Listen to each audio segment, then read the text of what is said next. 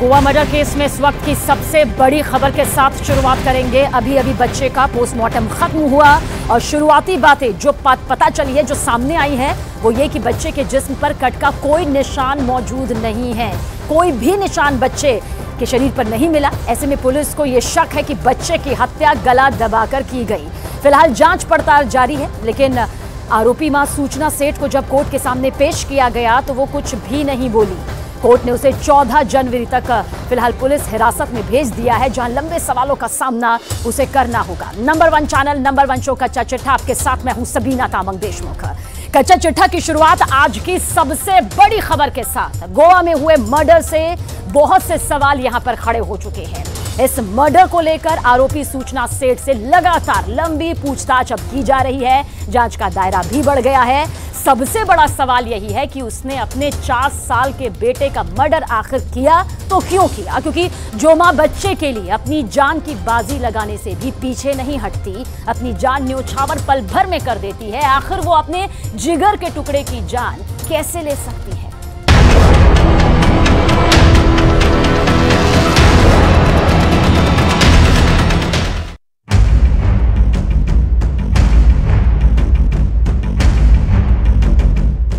ऐसा मर्डर जिसने पूरे देश को चौंका दिया है। वो गाड़ी अभी इधर लेके आएंगे, उसके बाद we will do a forensic examination.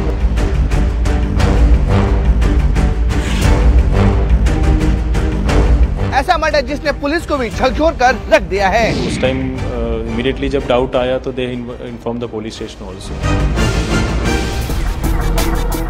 एक मर्डर, 10 सबूत, 2 लोकेशन और गिरफ्तारी एक। नाम ऐसा, रिश्ता ऐसा कि जिसने भी इस हाई प्रोफाइल मर्डर के बारे में सुना वो हैरान रह गया। ऐसा मर्डर जिसमें सबसे पवित्र रिश्ते यानी माँ और बच्चे के संबंध को तार तार कर दिया है। शॉर्ट स्टोरी ये है कि एक हाई प्रोफाइल माँ ने अपने 4 साल के मासूम से बेटे का मर्डर किया और फिर उसकी बॉडी को ठिकाने लगाने की साजिश भी रची। ये मर्डर एक होटल में हुआ और फिर वो महिला बच्चे की बॉडी को बैग में भरकर एक दूसरे शहर ले जा रही थी। कत्ल एक 4 साल के बच्चे का हुआ है और इल्जाम उसकी मां पर है। आरोप मां पर है, वो गिरफ्तार है। अपने 4 साल के बेटे का कत्ल करते वक्त उस महिला के दिमाग में क्या था? मर्डर की वजह क्या थी? मर्डर के बाद उस मां ने कैसे बच्चे की बॉडी को बैग में डाला और इस मर्डर के सबूत मिटाने के लिए उसने क्या क्या किया? सवाल हजारों हैं।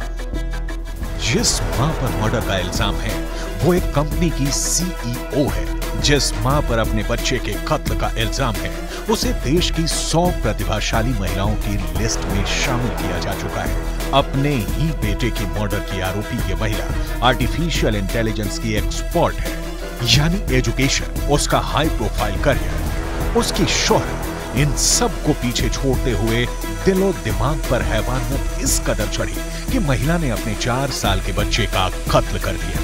यही उस पर सबसे बड़ा इल्जाम है। इस हाई प्रोफाइल मर्डर के बारे में जानकर हर किसी के पास सवाल ही सवाल हैं कि अपने ही 4 साल के बच्चे का कत्ल एक मां क्यों करेगी? जिस महिला पे कत्ल का आरोप है वो एक कंपनी की CEO है।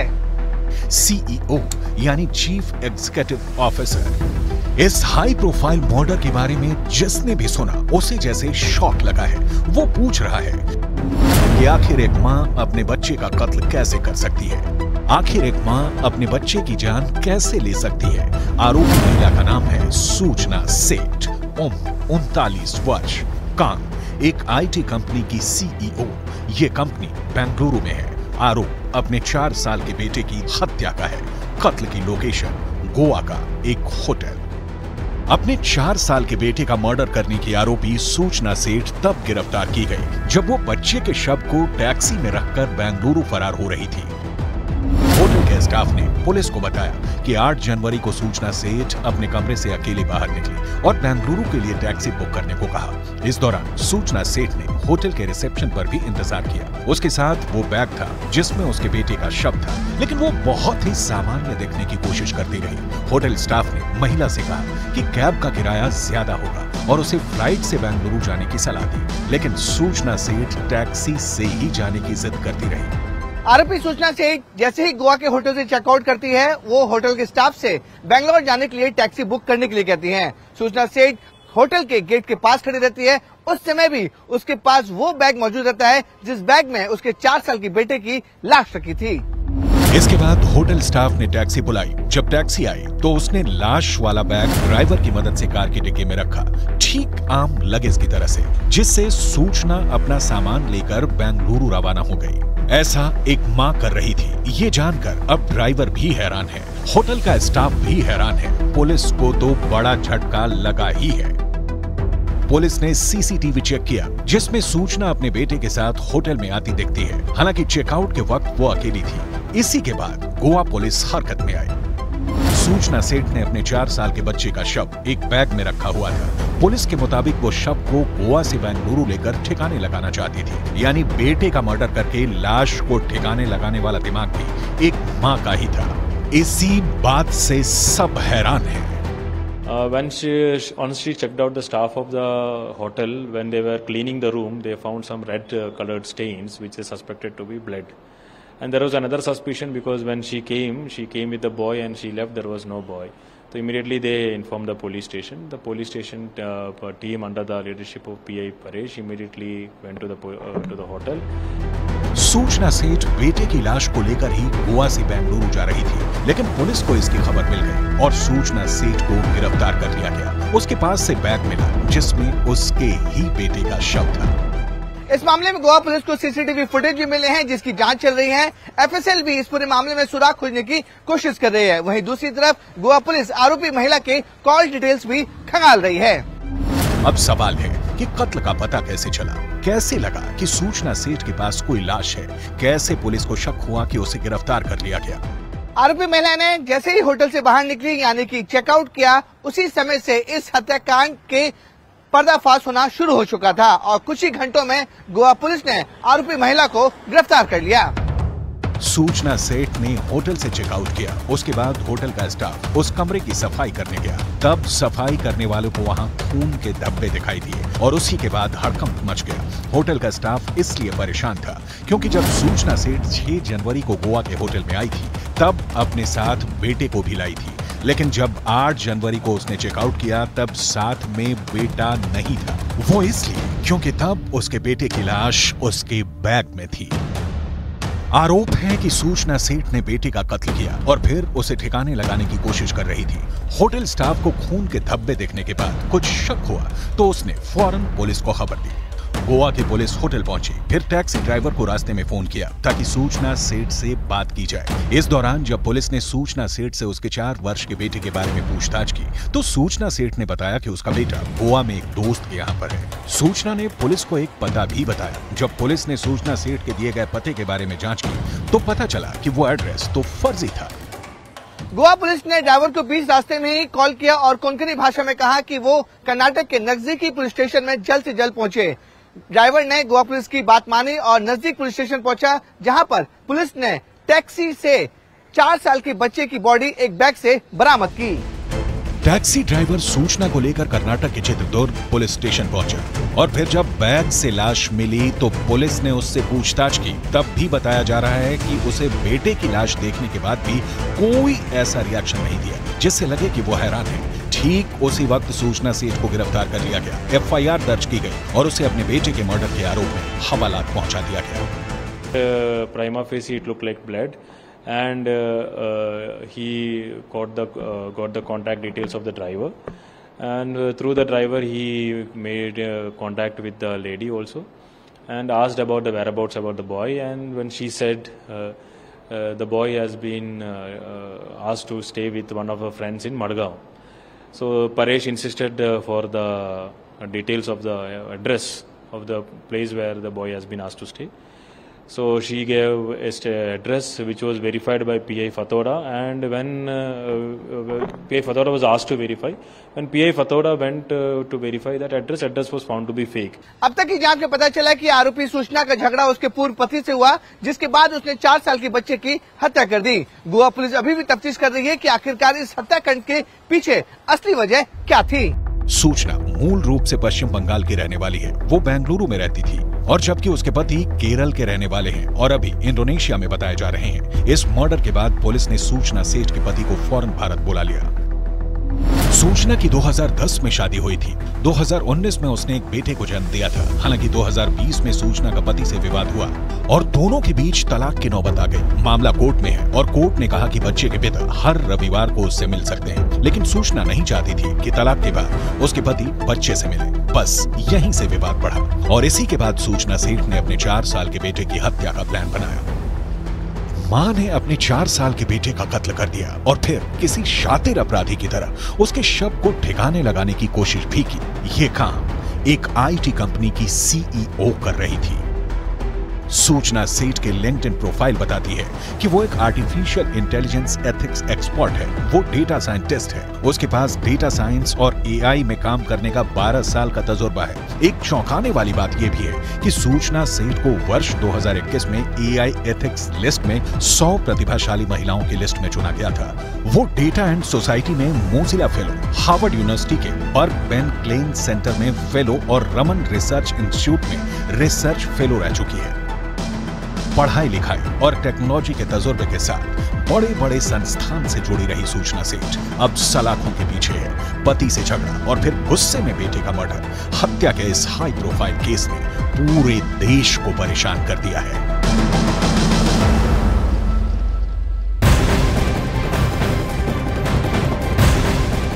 कच्चा चिट्ठा में बड़ी खबर चीन से सामने आ रही है। मालदीव के राष्ट्रपति बीजिंग पहुंच गए हैं। बीजिंग पहुंचकर गिड़गिड़ाए, मोजू चीन से मांगी माफी, पर्यटकों की भीख। पाकिस्तान और श्रीलंका की तरह चीन मालदीव को भी अपने कर्ज वाले जाल में फंसाने लगा है और उसके मोहरे बने हैं मालदीव के राष्ट्रपति मोहम्मद मुइज़ू। तो ये बड़ी खबर आप तक पहुंचा रहे हैं, किस तरह से गिड़गिड़ाते हुए यहां पर नजर आए हैं। मालदीव में भी हारेगा चीन। जी हां, बिल्कुल सही सुना आपने। मालदीव में चीन की एक नहीं चलने वाली है। भारत से विवाद होने के बाद मालदीव में राष्ट्रपति मुइज़ू के खिलाफ अविश्वास प्रस्ताव लाने की अब मांग भी उठने लगी है। नए नवेले राष्ट्रपति की कुर्सी डोलने लगी है। कुर्सी बचाने के लिए वो चीन के दर पर नाक रगड़ने तक पहुंच गए।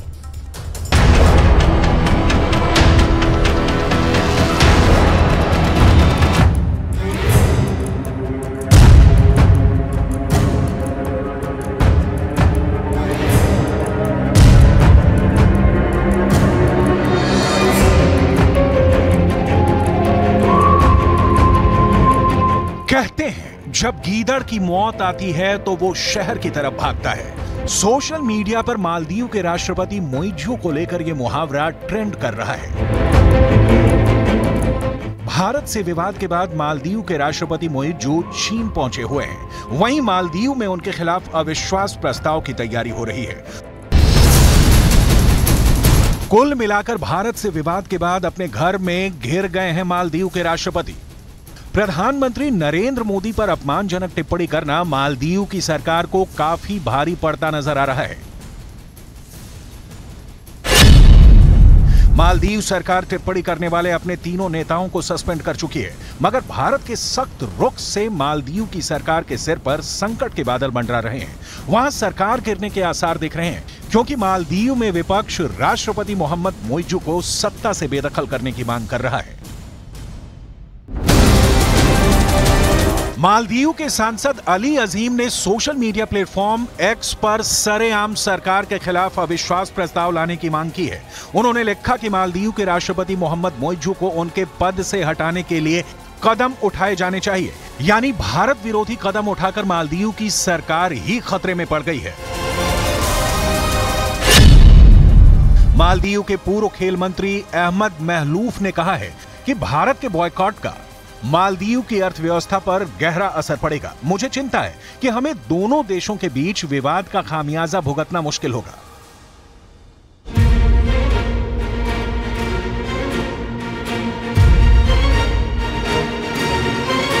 इसकी वजह विवाद के बाद से 2 दशक में ऐसा पहली बार हुआ है जब लक्षद्वीप को गूगल पर सबसे ज्यादा सर्च किया गया है। सोशल मीडिया पर लक्षद्वीप पूरी दुनिया में ट्रेंड कर रहा है। प्रधानमंत्री मोदी के लक्षद्वीप जाने के बाद पूरी दुनिया में लोग लक्षद्वीप को सर्च कर रहे हैं।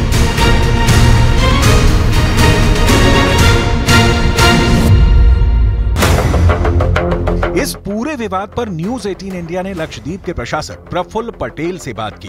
उन्होंने लक्षद्वीप का दौरा करने के लिए प्रधानमंत्री की जमकर तारीफ तो की ही, ये भी कहा कि लक्षद्वीप पर्यटकों का स्वागत करने के लिए तैयार है।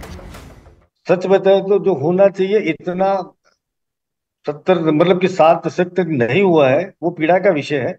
लेकिन टूरिस्ट की जितनी भी आवश्यकता है, इसको पूरा करने के लिए हम पूरी ईमानदारी से, पूरी निष्ठा से, पूरी ताकत से लगे हुए हैं। वहीं प्रधानमंत्री नरेंद्र मोदी की ये तस्वीरें मालदीव के घर घर में देखी जा रही हैं। मालदीव की सत्ता के गलियारे से लेकर आम लोगों के बीच बस इन्हीं तस्वीरों की चर्चा है। वजह है भारत में चल रहे बॉयकॉट मालदीव का कैंपेन। अभिनेता अमिताभ बच्चन से लेकर क्रिकेटर सचिन तेंदुलकर तक मालदीव के खिलाफ पोस्ट कर चुके हैं। भारत और प्रधानमंत्री नरेंद्र मोदी के खिलाफ सोशल मीडिया प्लेटफॉर्म पर मालदीव के मंत्रियों की अपमानजनक टिप्पणियों की Maldives association of tourism industry ने कड़ी निंदा की है। एसोसिएशन का कहना है कि ऐसी टिप्पणियों की निंदा करते हैं क्योंकि हमेशा मुसीबत के वक्त भारत मालदीव के बचाव में सबसे आगे रहता है। इस बीच न्यूज 18 को सूत्रों के हवाले से बड़ी जानकारी मिली है। हमारे सूत्र बताते हैं कि मालदीव की सरकार कट्टरपंथियों के दबाव में भारत विरोधी स्टैंड ले रही है। दरअसल मालदीव के कई ऐसे नेता हैं जो ड्रग डीलरों और कट्टरपंथी गुटों से फंडिंग ले रहे हैं। ये कट्टरपंथी गुट भारत से नफरत करते हैं, लिहाजा इन्हें खुश करने के लिए मालदीव की सरकार ऐसे कदम उठा रही है जो भारत विरोधी है। इस विवाद का एक सिरा चीन से भी जुड़ता है। मालदीव के राष्ट्रपति मौजूद जब सत्ता पर काबिज हुए थे तो वह इस नारे के साथ आए थे, इंडिया आउट। उन्होंने कसम खाई थी कि मालदीव से भारत के सैनिकों को वह वापस भेजेंगे और इस पूरी कवायद के पीछे मास्टरमाइंड चीन को माना जा रहा है। भारत और मालदीव का रिश्ता ऐतिहासिक रहा है। दोनों देशों के बीच का संबंध इतना गहरा रहा है कि मालदीव में नया राष्ट्रपति अपनी पहली विदेश यात्रा में भारत आता था। लेकिन मोहम्मद मोइजू अभी चीन में है, चीन के सामने नतमस्तक है। सवाल है, क्या श्रीलंका और पाकिस्तान के बाद अब मालदीव चीन का नया शिकार बनने वाला है? चीन के कर्ज जाल में फंसकर पाकिस्तान पूरी तरह से कंगाल हो चुका है। चीन के कर्ज जाल में फंसकर श्रीलंका आर्थिक तौर पर बर्बाद हो चुका है और अब उसी राह पर मालदीव है। कर्ज का दाना फेंककर कैसे मालदीव को भी ड्रैगन अपने खूनी जबड़े में फंसाने की तैयारी में है, इसका कच्चा चिट्ठा हम आगे खोलेंगे। उससे पहले आइए ये जानते हैं कि कैसे मालदीव में कट्टरपंथियों का दबदबा बढ़ता जा रहा है। न्यूज 18 की इन्वेस्टिगेशन में मालदीव के बारे में बड़ा पर्दाफाश हुआ है। खुफिया रिपोर्ट्स के मुताबिक मालदीव की बनी नई सरकार और यहाँ के राष्ट्रपति कट्टरपंथियों के हाथों की कठपुतली बन चुके हैं और बैकडोर से सरकार पर पूरा कंट्रोल इन्हीं कट्टरपंथियों का है। ये रिपोर्ट सामने आई है कि मालदीव के राष्ट्रपति ने कट्टरपंथी संगठनों से ये वादा किया था कि वो हर हाल में भारत को मालदीव से आउट करके ही दम लेंगे और इसी एजेंडे को पूरा करने के लिए मालदीव की जेलों के जरिए आतंकियों और ड्रग तस्करों का नेटवर्क मजबूत किया गया है। अब जो जानकारी आप तक पहुंचाने जा रहे हैं वो बेहद खास है, बहुत अहम जानकारी। न्यूज 18 इंडिया को सूत्रों से मालूम चला है कि बीते कुछ साल में बड़ी तादाद में, बड़ी संख्या में मालदीव से युवा सीरिया में आतंकी संगठन ISIS में शामिल हो रहे हैं। इतना ही नहीं, कट्टरपंथियों के गुट मालदीव के राजनीतिक दलों को पैसे तक पहुंचाते हैं और साथ ही साथ मालदीव के राष्ट्रपति मोहम्मद मोइजू के इन कट्टरपंथियों से रिश्ते भी हैं। यह बहुत बड़ा खुलासा है सूत्रों के हवाले से और इस वजह से वहां की सरकार उन कट्टरपंथियों के इशारे पर काम भी कर रही है। आगे बढ़ते हैं। ये कट्टरपंथी मालदीव को एक कट्टर मुस्लिम देश बनाना चाहते हैं, इसलिए वो भारत के खिलाफ खड़े हैं, जबकि भारत और मालदीव की दोस्ती काफी पुरानी रही है। मालदीव के अंदर एंटी इंडिया प्रोपेगेंडा और वहां आतंक को बढ़ाने में चीन का भी हाथ बताया जा रहा है, क्योंकि दुनिया जानती है कि चीन के उकसावे पर मालदीव के मंत्रियों ने भारत विरोधी ट्वीट किया और जब मालदीव को लगा कि उनका दांव उल्टा पड़ गया है तो मालदीव के राष्ट्रपति मोहम्मद मोइजू सीधे चीन के पैरों में नाक रगड़ने के लिए पहुंच गए हैं। पिछले कुछ वर्षों में मालदीव ने चीन से भारी कर्ज लिया है। आंकड़ों के मुताबिक फिलहाल मालदीव की GDP का करीब 6.5 बिलियन अमेरिकी डॉलर है। जबकि मालदीव के बजट का करीब 10% हिस्सा चीन का कर्ज चुकाने में चला जाता है। भविष्य में अगर कर्ज समय पर नहीं वापस हुए तो मालदीव के आइलैंड भी चीन के हाथों में जा सकते हैं। वहीं 2023 में मालदीव आने वाले चीनी पर्यटकों की तादाद में अचानक से तेजी देखने को मिली है। 2022 में मालदीव पहुंचने वाले टूरिस्टों में चाइनीज 27वें नंबर पर थे, जो 2023 में अचानक से तीसरे नंबर पर पहुंच गए हैं। चीन हमेशा जिनके साथ डील करता है उन्हें बर्बाद करके छोड़ता है। भारत के साथ तनाव का चीन पूरा फायदा उठाना चाहता है, इसलिए मोइजू के समर्थन में चीन ने उनकी यात्रा को मालदीव के हितों से जुड़ा बताया है। लेकिन पूरी दुनिया जानती है कि अगर भारत के लोगों ने मालदीव से मुंह मोड़ लिया तो उसका बैंड बच जाएगा। मालदीव की अर्थव्यवस्था में पर्यटन की हिस्सेदारी बहुत अधिक है। वहां जीडीपी का करीब 28% हिस्सा टूरिज्म का है और आंकड़े बताते हैं कि मालदीव की सैर करने के लिए सबसे अधिक सैलानी भारत से ही जाते हैं। पर्यटक सैलानी किसी भी देश की अर्थव्यवस्था का सबसे मजबूत हिस्सा माने जाते हैं। ये वो सैलानी होते हैं जो किसी भी देश के विकास में अपनी महत्वपूर्ण भूमिका निभाते हैं। इसका जिक्र करना इसलिए जरूरी हो जाता है क्योंकि ये आंकड़े बताएंगे कि किस तरह से मालदीव जाने वाले सैलानियों की संख्या बढ़ी। लेकिन जो विवाद इन दिनों सामने आया है, जिस तरह से मालदीव ने अपना ये बयान यहां पर सामने रखा, उनके मंत्रियों के जरिए बयान रखा गया, उसके बाद अब यही कहा जा रहा है कि मालदीव की तरफ न रुख किया जाए। आम से लेकर खास में गुस्सा है। आंकड़े देख लीजिए, साल 2020 में 63,000 ऐसे सैलानी रहे, भारतीय सैलानी जो कि मालदीव में गए। इसके अलावा साल 2021 में यह आंकड़ा देखिए, 63,000 से बढ़कर 2,91,000 तक पहुंच जाता है। कोई छोटा आंकड़ा नहीं है। मालदीव की तरफ रुख करने वाले सैलानियों की जो संख्या है वो लाखों तक पहुंच जाती है। साल 2022 आप देखिए, 2,41,000 सैलानी मालदीव जाते हैं। लेकिन जिस तरह का बयान उनके मंत्रियों के जरिए सामने आया है, अब इतनी तो यहां पर तस्वीर तय नजर आती है कि हालत आगे खस्ता हो सकती है। अब साल 2023 यानी कि जो गया हुआ साल है, उसमें देखिए 2,09,198 जो सैलानी हैं वो मालदीव की तरफ रुख करते हैं भारत की तरफ से। लेकिन अब ये पूरा विवाद जो सामने है, इसका खामियाजा मालदीव को, उसकी अर्थव्यवस्था को पर्यटन के लिहाज से भुगतना पड़ेगा। ऐसे में अगर भारत मुंह फेरता है या भारत के लोग यहां जाना बंद कर दें तो मालदीव में आर्थिक संकट गहरा हो जाएगा। इसका मालदीव को आर्थिक तौर पर भारी नुकसान उठाना पड़ेगा। रही बात भारत के साथ मालदीव के व्यापार की, तो साल 2023 में भारत ने मालदीव से जहां 41.02 करोड़ डॉलर का निर्यात किया था, वहीं 61.9 लाख डॉलर का आयात किया था। 2022 में निर्यात का आंकड़ा 49.54 करोड़ डॉलर का था, जबकि आयात का आंकड़ा 61.9 लाख डॉलर का था। मालदीव की अर्थव्यवस्था में भारत का बड़ा योगदान है और कई चीजों को लेकर वो पूरी तरह से भारत पर निर्भर है। लेकिन मालदीव में चीन समर्थित सरकार के सत्ता में आने के बाद से भारत के साथ उसके रिश्तों में काफी तनाव आ गया है। आइए अब आपको तफसील से बताते हैं कि ये पूरा मसला है क्या और आखिर शुरू कैसे हुआ। दरअसल प्रधानमंत्री नरेंद्र मोदी लक्षद्वीप के दौरे पर जाते हैं और वहां से अपनी एक शानदार तस्वीरें जो हैं वो यहां पर उनके जरिए भारत के लोगों के लिए साझा की जाती है कि देखिए लक्षद्वीप आखिर कितना खूबसूरत है, कितनी भव्यता अपने में लिए हुए है। पीएम मोदी की तस्वीरों ने लक्षद्वीप के मालदीव से बेहतर होने की जो चर्चा है वो वहां पर तेज हो जाती है। यानी कि लोग आपस में इस बात को लेकर चर्चा करने लग जाते हैं कि मालदीव से ज्यादा खूबसूरत देखिए किस तरह से लक्षद्वीप है।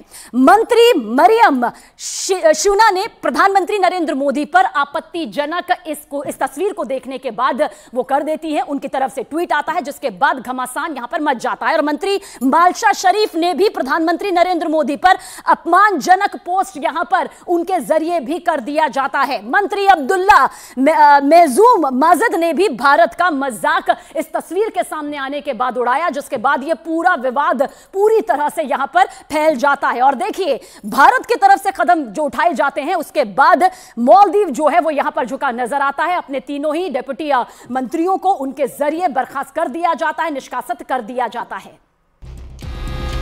विवाद बेकाबू होता नजर आया तो डैमेज कंट्रोल के लिए मालदीव सरकार ने अपने तीनों मंत्रियों को सस्पेंड कर दिया। लेकिन भारत विरोध के खिलाफ मालदीव में हंगामा ऐसे बरपा है कि अब बात मालदीव के राष्ट्रपति के खिलाफ अविश्वास प्रस्ताव तक पहुंच गई है।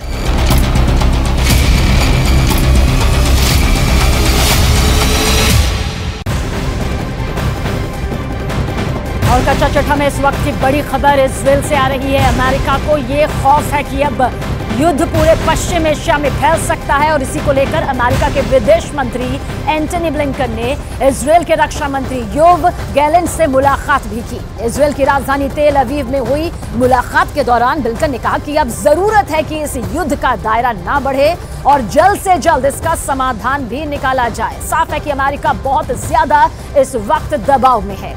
और इस बीच नेतन्याहू के ऑपरेशन खल्लास ने हमास से हिजबुल्लाह तक हड़कंप मचा दिया। नेतन्याहू की टारगेट लिस्ट में 10 कमांडर्स के नाम शामिल हैं, जिसमें कई मारे भी जा चुके हैं। और सबसे बड़ी बात यह है कि इस लिस्ट को लेकर ईरान ने मुंह तोड़ जवाब देने का फैसला भी कर लिया है।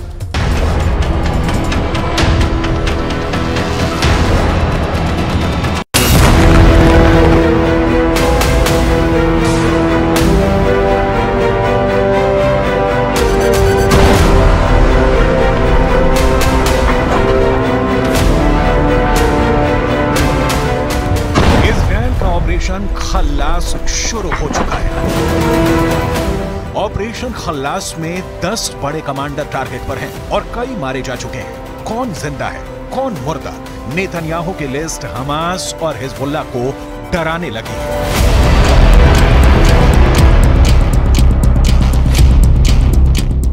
सबसे बड़ा नाम नसरल्लाह, हिजबुल्लाह का कमांडर मुस्तफा बद्रुद्दीन, हिजबुल्लाह का विसम अल ताबिर, ईरान का जनरल कासिम सुलेमानी, जिसकी हत्या 2020 में ही अमेरिका के ड्रोन हमले में की जा चुकी है, हिजबुल्लाह का कमांडर इमाद मुगरिया। इजराइल ने इमाद को 2008 में मार डाला था। सालेह अल अरूरी, हमास के डिप्टी चीफ को इजराइल ने हाल ही में खत्म कर दिया। हमास चीफ इस्माइल हानिया बाकी है। याह्या सिनवार, हमास का सबसे खतरनाक कमांडर, जिंदा है या मुर्दा ये इजराइल भी नहीं जानता। हमास का पूर्व चीफ खालिद मेशाल,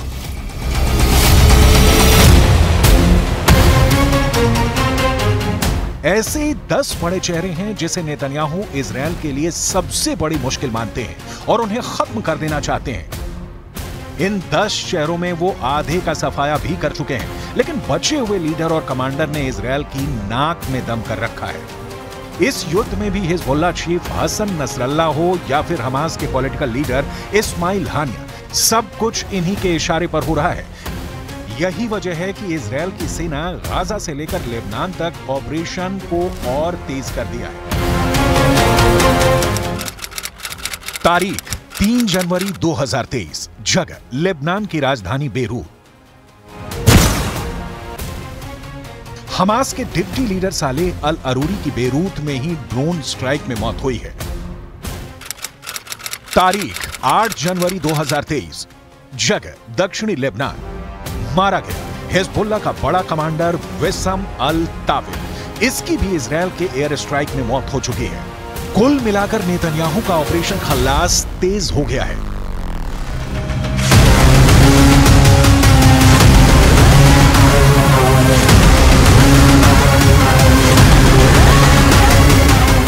एक तरफ लेबनान और दूसरी तरफ गाजा। आईडीएफ की बमबारी, सर्जिकल स्ट्राइक से आगे बढ़कर हिजबुल्लाह और हमास के द एंड वाले ऑपरेशन पर पहुंच चुकी है।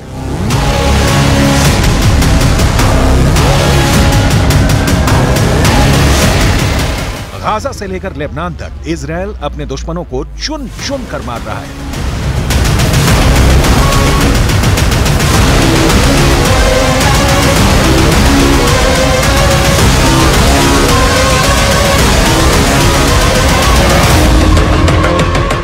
इजराइल के टारगेट पर हमास और हिजबुल्लाह के साथ ईरान के 10 टॉप कमांडर हैं। यही वो 10 सबसे बड़े दुश्मन हैं जिसे नेतन्याहू किसी भी कीमत पर जिंदा नहीं देखना चाहते हैं, क्योंकि नेतन्याहू को मालूम है कि जब तक इनमें से कोई भी एक जिंदा रहेगा तब तक इजराइल के लिए वो खतरा बना रहेगा। हमास और हिजबुल्लाह के टॉप कमांडर्स को इजराइल की मोसाद, खुफिया एजेंसी और उसकी सेना बहुत शिद्दत से तलाश रही है। इजराइल ने युद्ध का दायरा गाजा से लेकर लेबनान तक पहुंचा दिया है। ऑपरेशन बड़े पैमाने पर चल रहा है। सबसे लेटेस्ट शिकार बना है हिजबुल्लाह का वो कमांडर जिसे लेबनान में कासिम सुलेमानी का खास माना जाता है। कमांडर विसम अल ताविल को इजरायल ने एयर स्ट्राइक में मार डाला है।